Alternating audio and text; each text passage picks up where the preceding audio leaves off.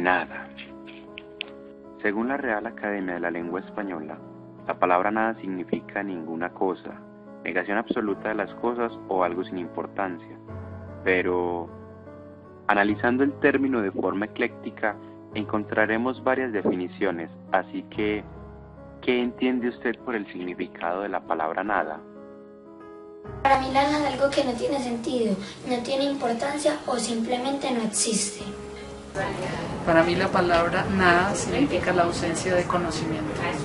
Para mí la nada es el estado del alma en el que no encuentras como un sentido ni de la vida ni de ti mismo. Sí, es como estar perdido. Eso para mí es la nada.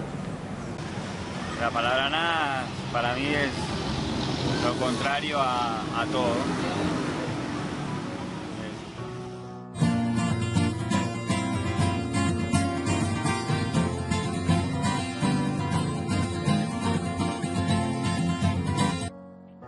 Para entender el significado filosófico de la palabra nada, hablaremos con los expertos. Nos encontramos con el profesor de filosofía de la Universidad de Antioquia, Andrés Contreras, que nos va a decir qué significa para él la palabra nada. Gracias. La nada, aparentemente cuando se pregunta qué es la nada, se comete un contrasentido, puesto que la nada no es por definición y entonces parece extraña la pregunta acerca de qué es la nada. Sin embargo, la pregunta en la tradición filosófica se ha planteado muchas veces. Se ha dicho que la pregunta por la nada es en realidad la pregunta por lo que es, por el ser, o más bien la pregunta por la posibilidad o imposibilidad de que algo sea o bien no sea. En ese sentido es una pregunta completamente legítima, estrechamente ligada a la pregunta por el ser, que es aparentemente lo contrario de la nada.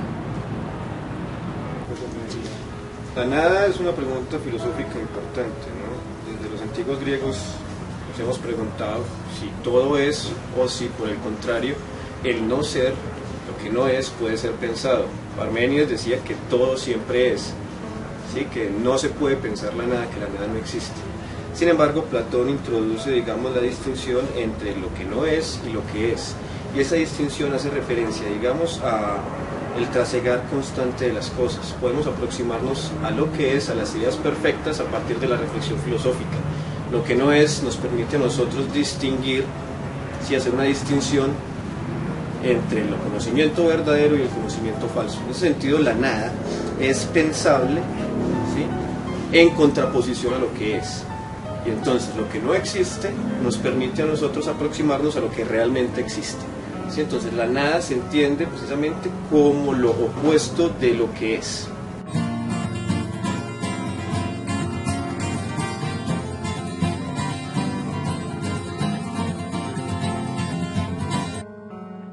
Ahora sabemos un poco acerca de lo que opina la gente de este término tan confuso, pero ¿qué dijeron los filósofos de épocas anteriores?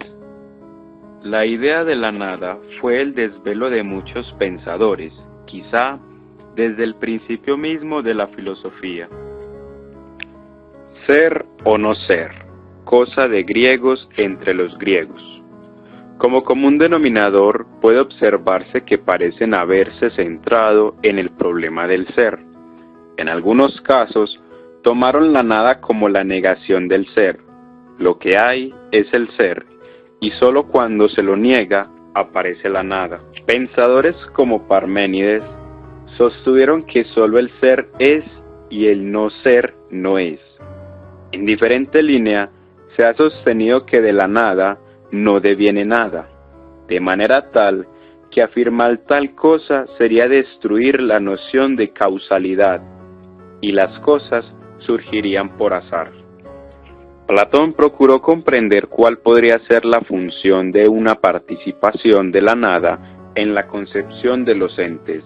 Aristóteles sostuvo que tanto la negación como la privación se dan dentro de afirmaciones, porque incluso del no ser puede afirmarse que no es.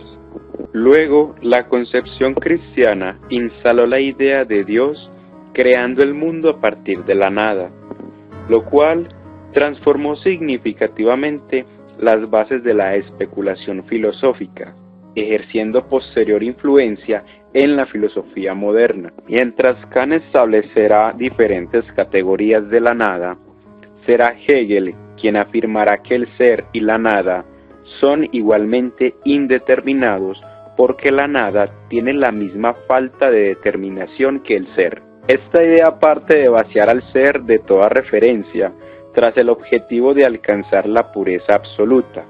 Así, purificando, el ser y la nada son lo mismo. La absoluta inmediatez del ser lo coloca en el mismo plano que su negación y solo en devenir podrá surgir como un movimiento capaz de trascender la identificación de la tesis y la antítesis. Bergson señala que la metafísica siempre ha rechazado la duración y la existencia como fundamento del ser por considerarlos contingentes. Bergson, para resolver esta cuestión, argumenta que la idea de la nada es una pseudoidea, porque en realidad no se la puede ni imaginar ni pensar, y que el pensar únicamente suprime una parte del todo y no el todo mismo, es decir, suplanta un ser por otro ser. Heidegger sugiere pensar el problema de la nada desde un paradigma diferente. Él no se pregunta por qué se afirma que hay una nada, sino por qué no la hay. En realidad, lo que pretende observar Heidegger es que la negación de un ente no es sino aquello mismo que hace posible la negación. Entonces, la nada es el elemento sobre el cual se sostiene la existencia y lo que lleva a descubrir el temple existencial de la angustia. Para los filósofos de la escuela analítica, esta concepción equivale a sostener que la nada anonada, lo cual sería algo así como decir la lluvia llueve, y por lo tanto la rechazan por considerarlas rebeldías inaceptables a las reglas sintácticas del lenguaje. Sartre, por su parte, acepta y corrige a Heidegger, sosteniendo que el ser por el cual viene la nada al mundo debe ser su propia nada, porque sólo la libertad radical del hombre permite enunciar significativamente tales afirmaciones.